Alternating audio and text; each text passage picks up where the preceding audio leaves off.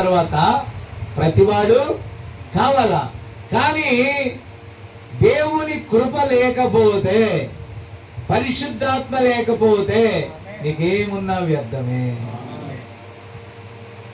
ఆమేన్. అంటే ఏం కావాలండి? మన పిల్లలకి ఏం కావాలి? దేవుని దీవెన కావాలి. ఆమేన్.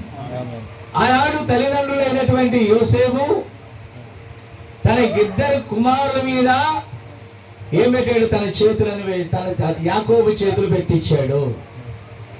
యాకోబు ఏమన్నాడు?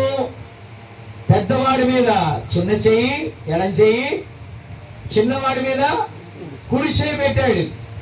నాయనా, వీడు పెద్దోడు, వీడికి ఎక్కువ ఆశీర్వాదం రావాలా, వారసత్వం రావాలా, చిన్నోడి మీద అది పెట్టావు, పెద్దోడి మీద ఇది పెట్టావు, సరి చేసుకుని ఆయనంటే నాకు దేవుడు ఏది ఇచ్చాడు అలాగే ఆశీర్వదించాడు.